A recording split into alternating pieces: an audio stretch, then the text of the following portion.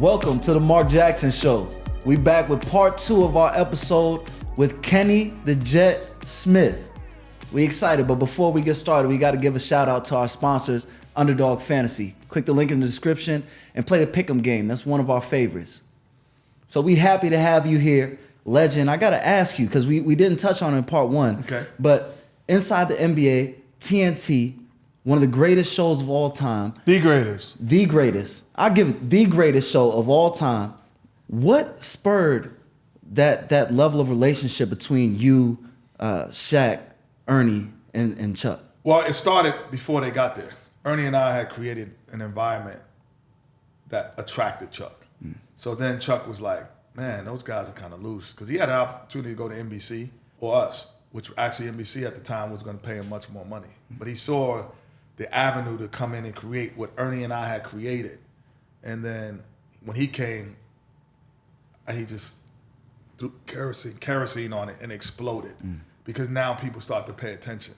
That's a loud bang. Yeah. So when Shaq is retiring, he's a loud guy. He heard the bang. He's like, I got to be part of that. So we created a culture throughout. And I believe, this is my humble opinion, we created the landscape of what sports media is today. People didn't do the things that they do today before we did them. You didn't joke. You didn't laugh. You get 15 seconds, then Kenny's 15 seconds, then now it's Blue. No, we talk, we interact.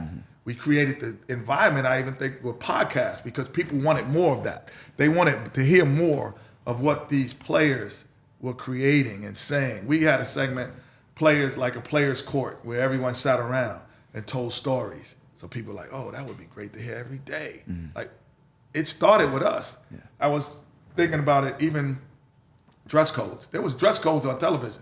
White shirts. You had to wear a white shirt. I was like, I can't do that. This is before Chuck and before Shaq. Can't do that. Why? I don't dress like that. Sometimes I wear a blue shirt. Sometimes I wear gray. Sometimes I wear red. Do what you want, Kenny. You know, go ahead. You could do that. Now everybody dresses the way they want. You know, they can wear do-rags. Well, I gotta catch you straight, man. I made the landscape. Yeah, you paved the way. Be who you want to be. You paved the way. I appreciate it. This is basketball's version of Soulja Boy. He was the first. I was just saying, man. Was you the first to wear a do-rag on that? No, I never wore a do-rag. Never? But it allowed you. I'm going to send you one in the mail. I got you. But it's the energy that I feel has created the landscape. Laugh, joke, it's an entertainment show. But the hardest thing is to duplicate what we do because no one would ever do, from a production standpoint or a network, they would never do it anywhere else. And you know what that is? Give us freedom. Wow. Like Charles, myself, and Shaq have never been to a production meeting. Wow. Ever. I went to one. I was the only one who went to one. And I went there, and I'm sitting in the production eating, halfway falling asleep. and I went to our producer, Tim Colley, and he's like, man, Kenny, why you not paying attention? I'm like, what's going to happen in a game that I haven't heard, read, or been part of? Yeah. All right, yeah, you don't have to come anymore. And we never go. So when we go to the set, no one knows what we're going to say. Not the producers, not each other, not Ernie, not a director. Wow. No one knows what we're going to say. There's no script. There's no questions to be asked. We just come on, and all we know is that the game is the Lakers versus the Clippers. That's it. Ernie knows when the commercial breaks are coming in. He goes to production meetings. That's Ernie's job. Us, and then Charles will do something like this, first time ever. He'll go, they'll say, okay, you got 30 seconds. No, I need more 30 seconds. And he'll keep going into the commercial break, and they'll let us go. Never in television will they do that on network. Yeah. We did an interview one time with Dwight Howard, and we stayed on the air for 17 straight minutes in the interview. And our producer was like, we're not going to commercial. And we skipped 2 commercial breaks. No network would let you do that. Right. Yeah. No one would do that. Yeah. But I'll say this, because you're being awfully humble with your opinion.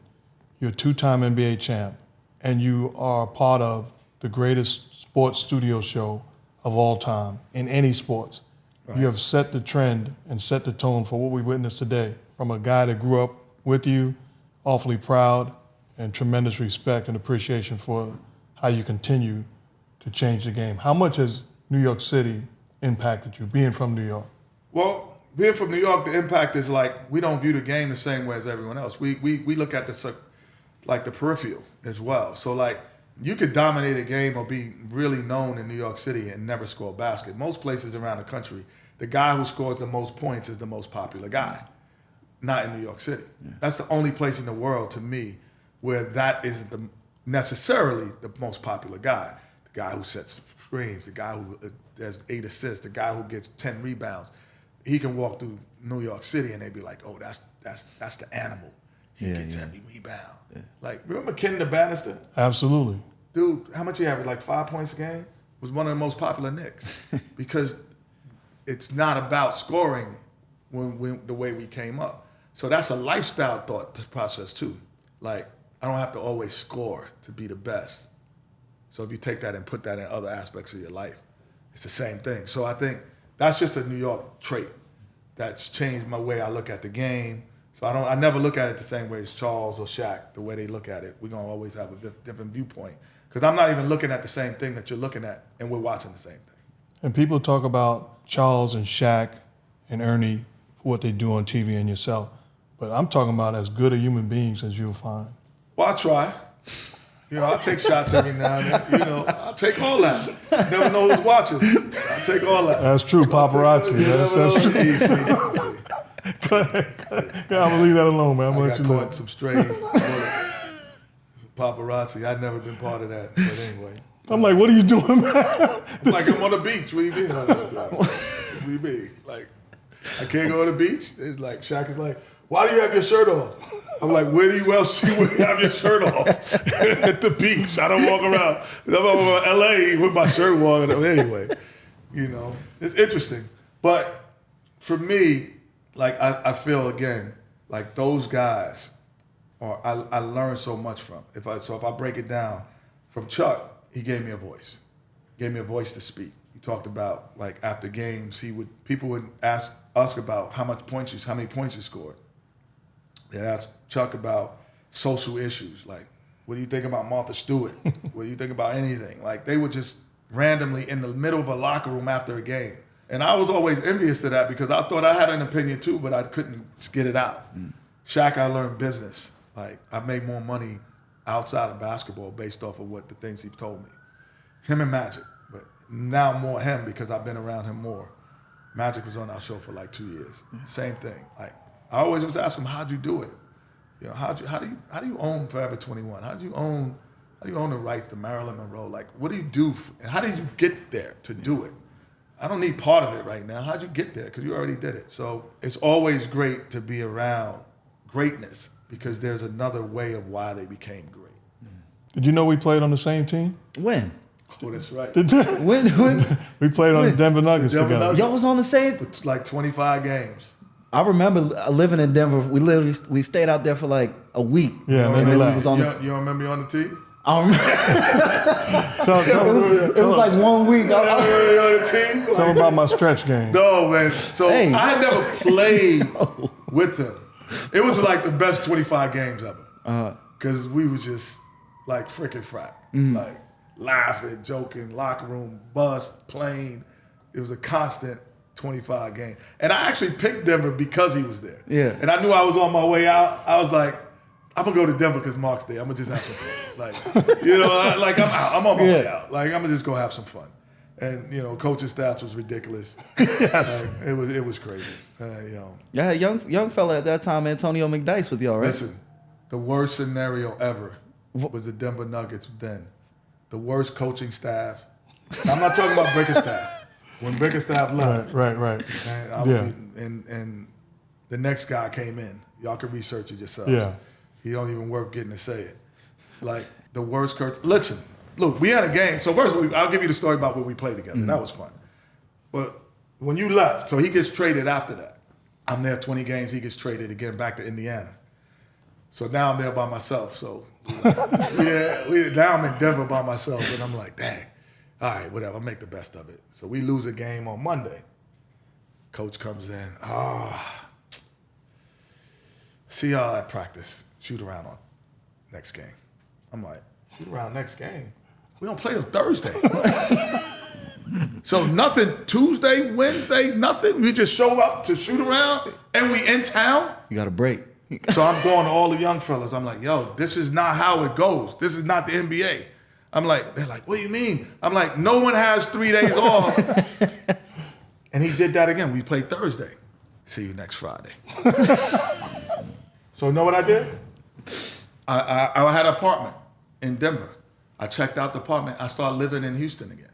I was playing with the Denver Nuggets, living in Houston. So I would just fly back on game day. I was just like, yo, we don't practice. Oh, man, That's crazy. We didn't practice for the last half. You was playing in Denver, living where? Lived in Houston. People were like, how are you doing this? Like, what are you, like I would go to the restaurants and be like, I'd be eating and everything. I work out and they'd be like, yo, what are you doing? How are you here? You're here all the time. I'm like, yo, we never practiced but once after All-Star break. That's crazy. One time. I said, I'm like, what am I paying for apartment? I'm paying $10,000, rent, all this. What am I doing that for? Yeah. Like, I checked out, went back to Houston, and on the night before a game, I fly back in, get a hotel room, then play. After the game, I fly out. Don't let it be an afternoon game. Oh, I'm back. I'm back. I'm back in H-Town, baby. Oh, I'm back. I'm back. That was the worst scenario ever, playing in Denver. But we played together 25 games. And I don't know how your dad made it. How many years you played? 17. I don't know how he played 17 years in the NBA doing his routine. What was the routine? Okay. You know. Well, that's what I want to hear. Let's start with the diet. Be like, yo, I'll be like, excuse me, can I order, grilled fish, brown rice, veggies, water, little, I got all the vitamins and supplements laid out on the table. I'm taking them one at a time. Drink one. He's like, can I get a cheeseburger, fries, extra cheese, onion rings, and a milkshake? This is every pregame. Yeah. He ate that. This is the Am truth. I right? This is the truth. Yeah, he's close. Milkshake. So then we like, all right. I was like, baby, he got through that. So now, before the game, I got the yoga poses because I used to have like the tapes, and I had the dude on that yoga guy showing me all the stretches and moving to stay. This dude doing this. That's what he's doing. I'm like, Jack, what are you doing? He's like, I'm warming up. I'm like, yo, you don't stretch? Like, nah.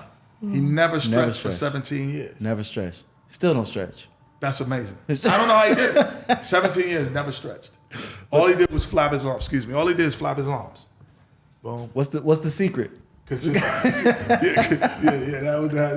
Yeah. That's it. There's no way. There's no other explanation. Yeah. There's no other explanation. Like, there's no one in the world has ever done that. Mm-hmm. I've never seen that, ever. 17? Yeah. 17 now. Unbelievable. Before we get into today's game, I want to give a special shout out because I know the impact that your brother Vince has had on guys like me and guys in our neighborhood that made it in the NBA and were legendary. Yeah, there was about a 15-year span with my brother Vince. You couldn't have played in New York City without either working out with him or played for him. He was the guy that everyone went to, and he's a basketball savant. Like, he could see through walls. If you working out behind that wall, he's gonna be like, "Oh, hold your follow through." He was one of those. He's one of those. It was a super, super famous entertainer, man. I'm like that. I was like, man, that's such and such. I was at the airport, and so I didn't know if he knew me. So I'm walking through. He's like, "Yo, yeah, Ben Smith, brother. I heard he was the guru." I'm like, yo. They knew my brother, didn't know me. That's how my brother was the guy who trained the best of the best. That's crazy. Yeah, all the time. From Lamar to Kenny Anderson to Ron Artest. I mean, the list went on and on. Anybody in that 15 years, you had to play for him or work out with him. Unbelievable. Didn't you work out with him? That's what I was about to say. I wouldn't even limit his reach to all of the success stories that we see the NBA players. He's impacted lives of young men that are countless. I was literally in the studio for March Madness, a guy comes up and said, "Yo, I played for your brother Vince," and he was bringing this charter school of kids to the studio to see the studio. Like his impact has been unbelievable, behind the scenes, and never. This is the difference between Vince and now, like people now. My brother probably coached 20 NBA players, including myself, and never took $1 from anybody. Wow. Not $1. I sent my brothers, I was like, "Yo, how much you need?" One day. He's like, "What do you think? I'm your son?" I was like, I made it to the league. That mentality, take care. Yeah. He's like, "I'm not your son." Wow. Like, just show up at camp. That's real. That was it. So then I actually had to hire him. I'm like, I'll hire you to look at my film and debate and break down every game at night. That was the only way he took money from me. Wow. Only time. And what you do with the Aim High is incredible. Well, Aim High, Jet Academy, Aim High is like, he started it, my brother, and that's where all of those players would play. So I would fund the trips, and they go all around the country. Now we on that EYBL circuit, have the best players in the world. Like, it's the same thing, man. But for me, it's just like a give back of what I always learn to do, like each one teach one, and like we understand that we have to pass it on to the next. That's what we're doing now here with the podcast. That's what you're doing. You're giving it to the next generation, because there is a, how do I put it nicely? There's a generation of people who have no clue of their success and why they have it. They have no clue. Because I was an econ major in North Carolina. It's always just a supply and demand. Because you make a $5 million, $10 million, $15 million, doesn't mean that you're worth that. It's just the demand of that. But how did that demand get created? Like, so I see players today who have holes in their game, not millions, a lot of holes in their games, but they make $20 million. And I have a saying, it's hard to work hard when you're sleeping in silk robes. So they don't understand that they're not really that good. And that's what I hate when I see the podcast and they're like, "Oh, this generation is that." This generation of basketball players are very good individually and very good talent, but also the Globetrotters were well. Oh my God! Wow, this is no, I can't let you do this. Come back. No. I can't let you do that. That's crazy. DeMarcus Haynes could slide on the floor and dribble through his legs. Oh my goodness! This dude said, and Goose Gibbons could throw it from half court. The Globetrotter and Meadowlark Lemon. Curly Neal had the handle. That's what we doing? No, I'm just saying. So now you have to refocus of the thought. Like, that is very appealing to watch. Yeah. But there's a content of excellence that gets you the basket. There's a content of excellence. No matter how many times I pop, it always comes down to a 1-2 pull-up. Yeah. It comes down to 1-2. Can you do a 1-2 pull-up? That's it. So I could have done all of that and just go 1-2 pull-up. It just comes down to that. So their ignorance. Look that way. You ain't got to tell me. Their ignorance of what it is. Like, wait, let me say this. They go, "Oh," and it wasn't athletic. I'm like, wait a minute. Larry Nance is more athletic than Larry Nance Jr. Preach. Yeah. You think about that. You telling me that our era wasn't athletic. The dad is more athletic than the son. I'm with you, but I gotta push back a little bit, man. It's only basketball. Basketball is the only sport that has this type of mentality. Because we don't see Tom Brady and say, "Oh, he can't be better than whoever." Any all-time Johnny Unitas? Yeah, he can't be better than Johnny Unitas. He's not getting touched. Like, he can't be better than Joe Montana. He's not getting sacked. We don't hear that. We give Tom Brady his flowers. But when it comes to basketball, we constantly hear about, oh, it's a comparison between today's players and the players of the 80s. But I think that 90s. comparison started initially with us on salary. Okay. It wasn't skill level. It was like, yo, these dudes are getting paid, the older school guys, not even us, because we called it like the generational wealth. But they were like, yo, the salaries are crazy. Yeah. This guy's not. So that's what they were talking about when they were comparing it. Then the new school said, oh, no, we talking talent. We better than you. I'm like, bro, no, you're not. Like, you wouldn't start on our team. Like, you couldn't start. This guy argued with me. I said Nick Van crazy. Exel is a max player today, averaging 20 plus points. Nick Van Exel will be a max player. He's a guy who can shoot the three. I didn't really argue that. I didn't argue that. I didn't argue that. Nick Van Exel was an amazing player, and he probably would be a max player. So my logic of today, when I listen, I look at it with, I understand because you haven't lived it. You know, you haven't lived that moment when Michael Jordan was scoring the baskets, so you can't see it. But I've lived the moment even when LeBron was playing Detroit and he had 20, I think it was 30 straight points. I lived that moment. Mm-hmm. I lived the moment of what Joker's doing. I understand all the moments, but the skill level, because you can shoot the ball from half court and it goes in, doesn't make you an impactful player. It doesn't. And there are certain guys that can translate in each era, for sure. But there are guys who are average players that think that they would have translated to be great players, and it's insane. It's insane. And I gotta pull the horn out, man. Get it, man. We on the podcast. I'm gonna pull the horn because, like, and they go, well, Kenny talks like. Sometimes I get this. Kenny talks like he was that guy.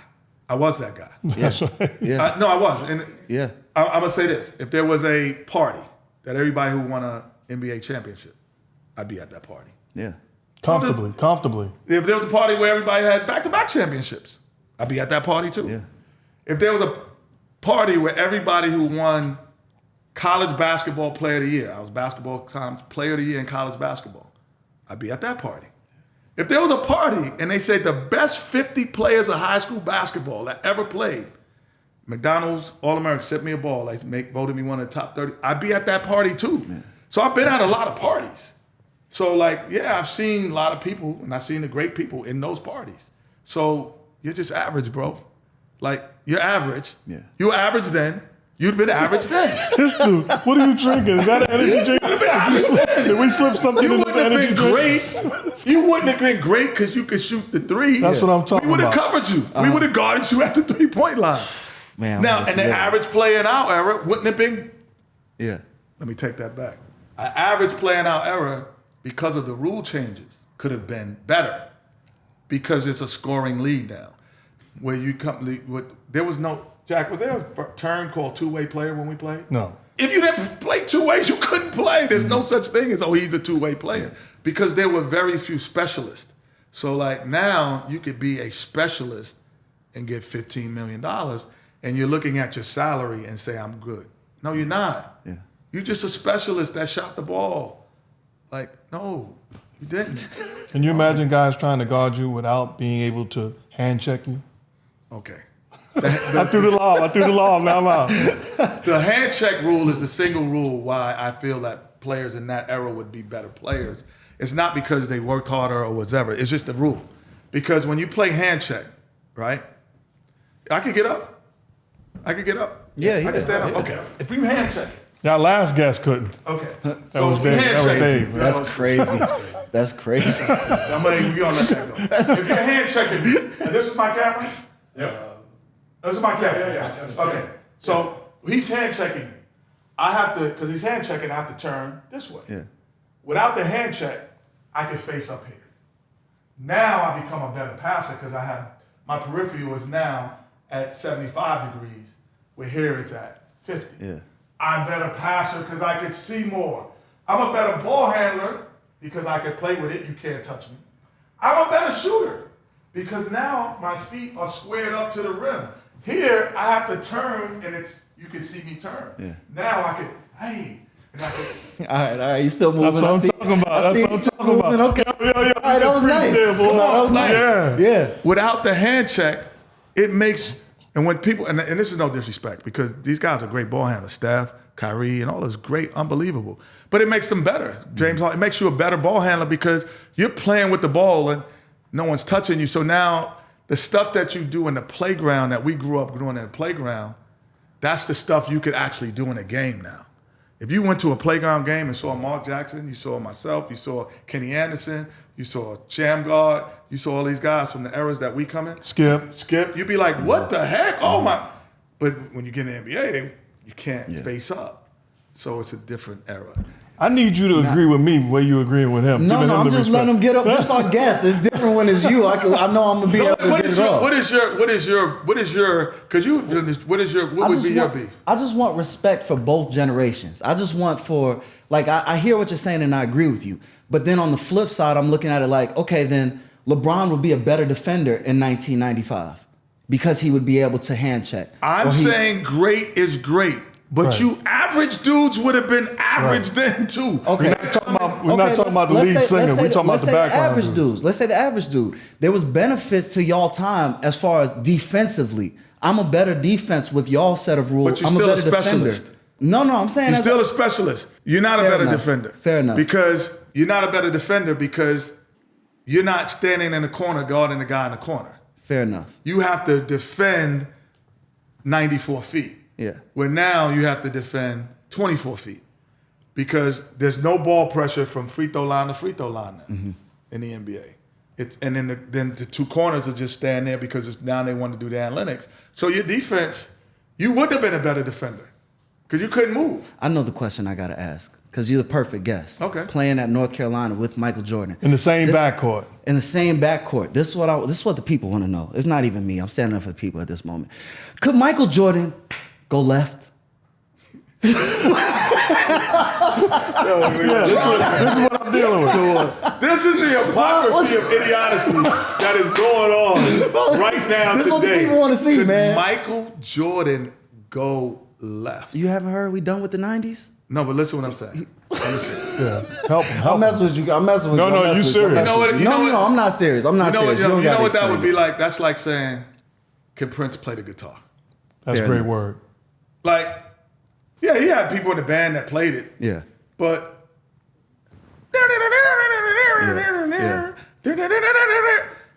then that's Michael Jordan, man. Like, Michael Jordan was the most complete basketball player that's ever lived. Complete. Like, Kareem was just as effective. Certain people could be, LeBron at times could be just as effective. But the most complete basketball player that ever lived is Michael Jordan. Completeness. Preach. So, like, his ability to do every aspect of basketball at the highest level. And I think that came from going to college. Because in college, the best... I'm glad you're talking. I say that when he got to the pros, he had no weaknesses. He had no weaknesses. Because what happens is, what college does, the best coaches are in college basketball. Because there's more. The best ones are there. So they design defenses and offenses that are different from the NBA. So you learn how to play against a zone defense. You learn how to play against a man-to-man, 1-3-1, 2-1-2. You know different defenses. NBA is just strict man-to-man. But your philosophies and thought process is from a totality of all of those defenses. Yeah. So now the game is easier for you, and you're much more easier. What I always say about Michael, what's different between even the great Kobe Bryant and great LeBron James is, he was still the most fundamental basketball player. Like, LeBron's IQ is crazy, but the most fundamental, when you watch LeBron, you don't always say he's most fundamental. Yeah. So, correct hand in the passing lane. But that was Michael. He was the best athlete and the most fundamental because he went to college for 3 years and developed certain things, you know. Even, I was laughing with my son. He goes, oh, you know, I saw you dunking in the league. But, you know, you like 3 years of it. I'm like, because I had 4 in college. Yeah. I would have never stayed in college for 4 years in today. I was first team All-American. I would have been on the draft board. Yeah. So I would have never stayed. It was wrong to leave. Like then it was called hardship.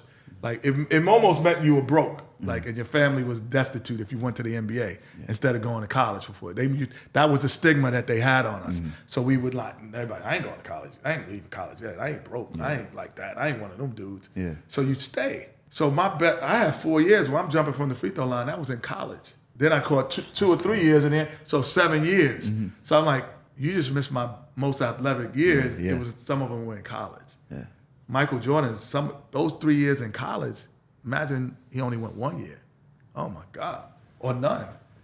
Michael Jordan, most complete basketball player. Y'all average dudes would have been average. Y'all would have been average. You wouldn't have been great. You would not have been. You're a specialist. You might not have been in the league. There are people that believe, as crazy as it sounds, I've heard this, and I'm sure you've heard it, that there's a dude in prison or a dude in the streets that was better than Michael Jordan, just didn't get an opportunity. There's people that believe that. Listen, man.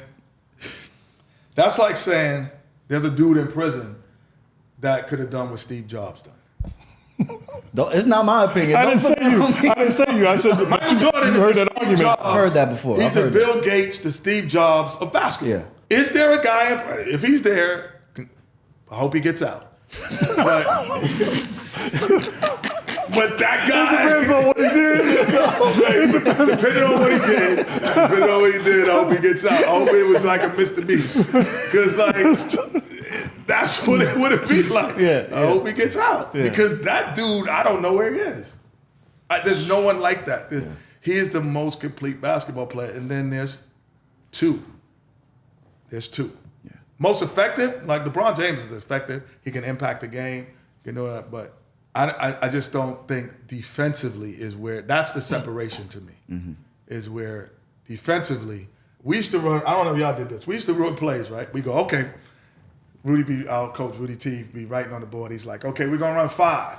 But if Michael's on the right side, we're going to run it on the left. It's like, all right, say it one time, right? You think it's a joke. So I'm like, in my mind, I know Michael as Mike, so I'm still listening as he's still my boy, kind of.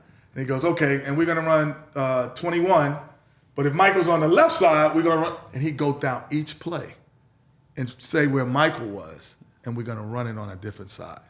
That's the impact defensively he had. Did they do that? I don't know if Absolutely. That's the part that even when I talk to coaches, they don't say that he has that impact.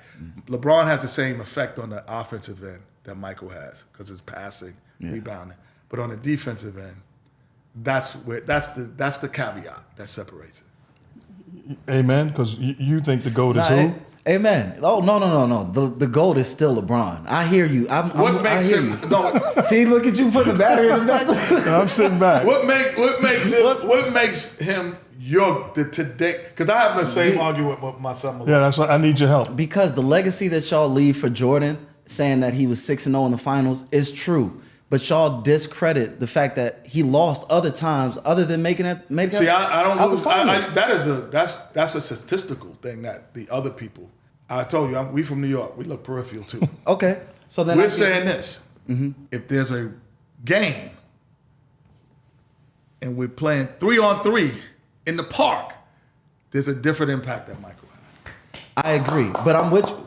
It doesn't have anything to do. I'm with you on that. It doesn't have anything to do. Do they do this? Let me say this. Y'all, we used to do this on the bus. We go, all right, it's 10 seconds to go. The ball's at one end line, and you got to get the last second shot. Who you gonna take the last second shot? But you can't put Mike in this. Right. We would say that you can't put him in this talk. I guess it comes down to, because I hear what you're saying. I guess it comes down to, if I want one game, give me Michael. But then why is that not your GOAT? Because if we're talking about the GOAT, then how do you just discredit LeBron's legacy? No, we're not discrediting. But if you take it down to one game, then you take away LeBron's biggest benefit in the argument, which is his longevity. No, his longevity. But each game, I need one game in that year. I need one game in that year. I'm going with Michael. I need one game in that 21-year career. Every year, I'm going to be like, give me Michael. Give me Michael that year. Give me Michael that year. Give me Michael that year. And this isn't a shot. We say this with great respect and admiration for what he's been able to do. But there's only one answer. It's just LeBron is. I've never seen anybody to play this high level this long. I've never seen that. Yeah. That is the GOAT of longevity. Yeah. Because the high level that he's playing at. But the best basketball player, if you take a 10 years that ever existed. Mike. I'd wear. No, I thought you had on Jordans. If you had on Jordans today, I was going to just really. No. I love Mike. I think that it's him and LeBron at the top, depending on who you want to pick. I understand the difference in generations. Why y'all say that Jordan is the GOAT. Yeah, but also even today, guys go, oh well, the Lakers right now in a playing situation, and he's playing at a high level, but being a 10 seed. He taking water. I got to drink. I got him sweating. He's sweating over there now. I got him sweating. This is a crazy 2-on-1 right now. I'm going up against all-time grace on this argument. He done finished. Ain't nothing in the glass. You got him sweating. I wasn't prepared for this. We got him back, brother. Man. No, but listen. I would have looked at my LeBron stats. You think about it, like, you're at the point where it's just, I don't care how great the longevity is. Like, he's a 10 seed right now, a 9 seed. I wasn't that great a player as LeBron. I'm not even, there's only one team that I've ever been on that wasn't in the top 10. Even when I was the best player. I looked it up, I was like, dang, I would have made the play-in in Sacramento. I would have made the play-in. Like, that's crazy. Like, we were terrible. Yeah. Like, and I would have made the play-in. I was the best player on a bad team, and we would have made the play-in. So, like, LeBron is great. Kobe Bryant is great. Y'all average players would have been average in that era. That's all I'm gonna say. Y'all average players, man. That's all I'm gonna say, man. You know? Oh, man. You can't change. Like, listen, if our esteemed colleagues in this show, you don't think Mace and Cam could rap today if they were 17? Yeah. They'd kill it. Yeah.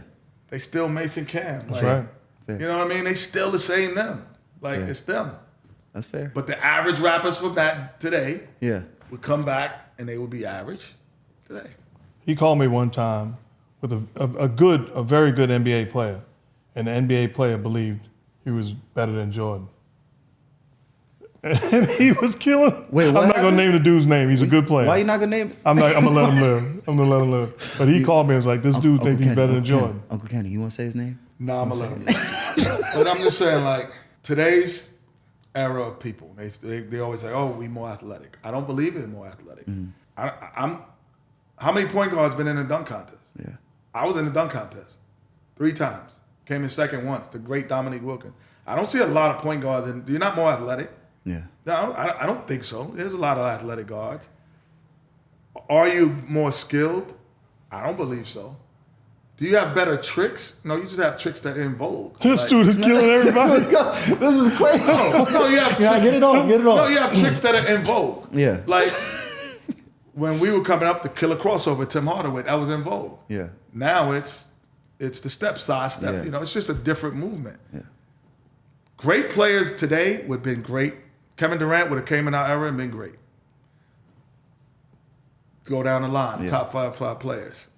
But then it gets a little sticky. It starts to get sticky. Yeah. And that's all I'm saying. It starts to get sticky because of the rule changes. So guys who are in the league now would not be in the league. That's all. And even some of the guys that we had wouldn't be in this league because they couldn't shoot. But some of those guys who think that they are Michael Jordan, bro, you would have came off our bench. Like, came off our bench. So final word for the average player. You would have been average back then. You were average right now. You just getting paid more now. Like, our average guy was getting like 800,000. You're getting 8 million. That's it. But you would have been average. You still would have been average. You wouldn't have won the college basketball player of the year. You wouldn't have been drafted 5th. You would have been still drafted in the 2nd round. Like, come on, man. It seems like you got some names in your mind. You know, he does. He's not going to let him live, though. Listen, I got social media just like y'all. I start laughing. I would have been killing. No, you wouldn't have. You wouldn't have killed in that era. You was average. Oh, man. Let's give a shout out to our sponsors, Underdog Fantasy. Click the link in the description below and use the promo code MARK. Play the pick'em game, man. That's our favorite. That does it for this episode of the Mark Jackson Show. Thanks to a special shout out and a special friend, Kenny the Jet Smith, the legend. Certainly appreciate it. Remember, just recently in the Florida Keys, they realized that a bunch of fish, all sorts of fish, was dying. And they researched, and it was because they've been circling all day and all night, just circling around in the water until they died. They hired some experts to get to the bottom of it to try to save the fish. To those experts, I got a job when you finish with the fish, because I know some folks who've been circling the neighborhood, circling bad habits, circling selfishness and ungratefulness 5, 10, 15, 20 years. I don't want them to die. Salute.